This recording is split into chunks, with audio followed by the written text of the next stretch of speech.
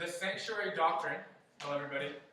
Sorry. The sanctuary doctrine is an important part of the Adventist set of doctrines. It shapes the Adventist worldview, and many of our scholars, including Fernando Canale and others, really focus on the sanctuary as foundational to Adventist thought. I'm talking about the heavenly sanctuary and 1844, all these things in the timeline of Bible history, and specifically including our movement, the Advent movement, deal with the heavenly sanctuary.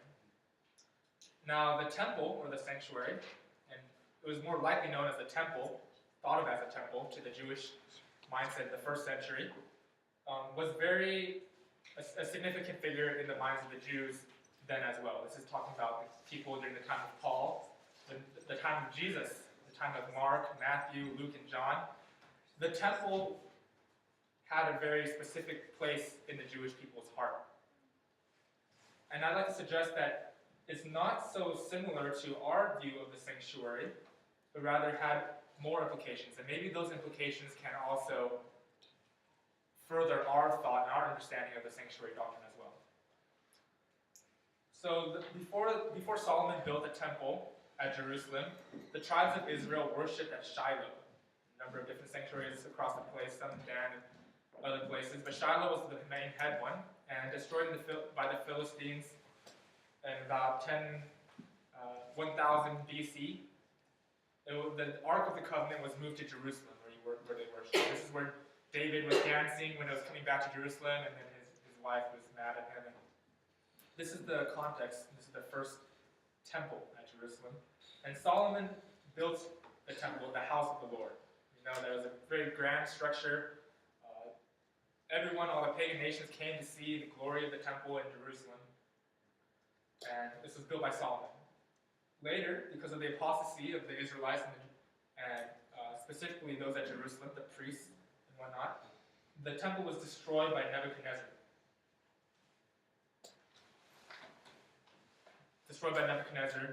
And the Jews were taken off into exile. Later, the decrees of Cyrus and Darius,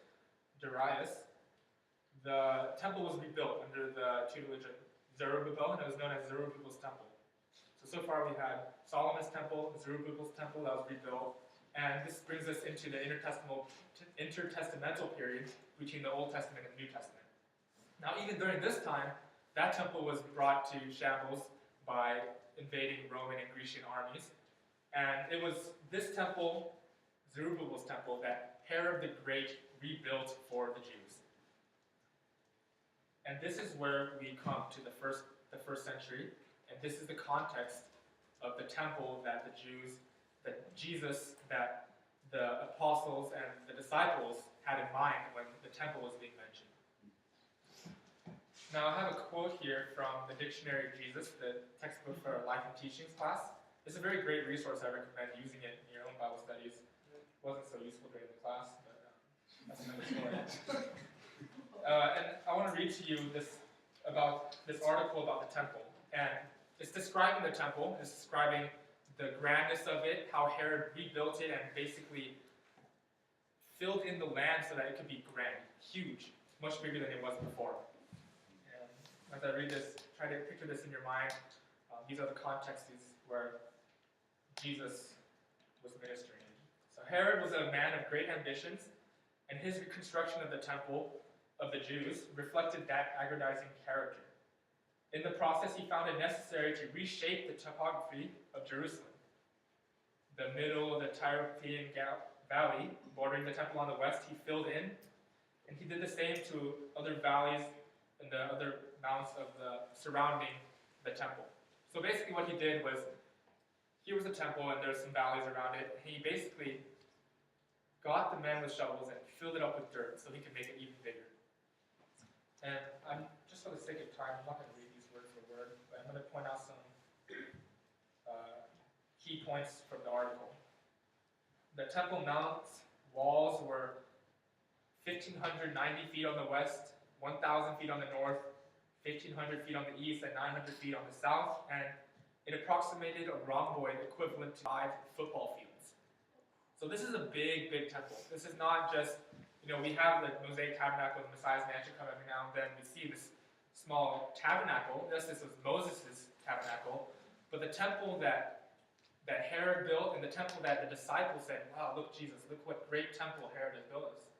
It was a big one, 35 football fields. You can imagine how grand the court was. So, as the people came into the court, this giant court of 35 football fields big, this is the place where the priests and the scribes and people would discuss theological and academic topics to each other. And this is where the rabbis would teach their disciples, and a lot of intellectual and very theological discussions were happening. And as they came up the stairs into the court, their eyes would light on the temple structure rising high above them. And this is where it was separated by other walls, and they had inner courts. They had a court for the women, and inside a court for the men, and within that was the temple itself, the sacrificial altar, which only the men were able to go into. And as this great temple was in the middle, it was the face of it, the facade of it was covered with golden plates. When the sun rose, the reflection went out to all the hills of the land, and on a clear day, the brilliance of the temple was visible from a considerable distance outside of Jerusalem. And this brilliance was not due to the gold alone, but even the upper parts of the temple were made pure white, probably out of marble. And once a year, the priest would apply whitewash to this part of the temple. So a lot of themes about this whitewash, Jesus saying that you're like whitewashed sepulchres, maybe he was referring to this whitewashing of the temple. But regardless, the temple was very big, it was grandiose, and the Jews would have thought of it as so. Now, interestingly enough, during the time of Jesus, there were many different attitudes towards the temple. Some, like the disciples, were very proud of it. They said, wow, look at this great temple that Herod has built us, while others did not see it like that. Many saw the Jewish nation still under the yoke of Roman bondage, and they thought of this still as some sort of exile, that we've never truly realized the kingdom of God. Where is our Messiah that will free us from these things to establish the Jewish kingdom that will spread across the face of the world? And much of this theme comes from apocalyptic ideas from the prophets. If you look at Ezekiel 40 to 48, there's this picture of this grandiose, even bigger than Herod's temple, this huge temple that, with all the specific measurements and things. And to them, to Ezekiel and to the people of that time, it seemed that this temple would be the temple that God would restore to Israel. The temple, remember, Ezekiel was written in time when he was just taken off into exile. And one of the first visions Ezekiel receives is the glory of God going away from the temple, God leaving the temple. And this was very significant in the Jewish mind. The temple was a place where God dwelt with his people, where God tabernacled with his people. And for God's glory to leave that temple, it was in effect saying, look, I'm not with you anymore.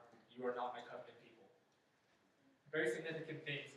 Interestingly enough, in Ezekiel 40 to 48, in the middle of that, we see a vision again of this grand temple that no one has ever seen.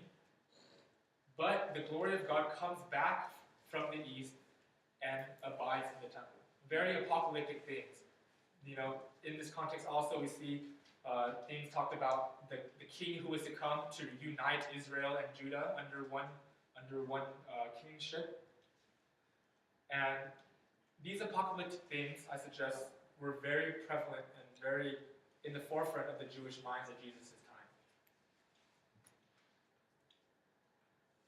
Because of this, many pointed to the temple built by a half-Jew, a half-Edomite, Herod, as a temple in a being made, and looking back onto apocalyptic passages in Isaiah that says, whoever kills an ox is like one who slays a man. Whoever sacrifices a lamb is like one who breaks a dog's neck. Whoever offers a grain offering is like one who offers swine's blood. These themes that God was saying to the Israelites in the time of apostasy about the sacrifices meaning nothing because it was not made by a righteous people, surely we're in the same thoughts of those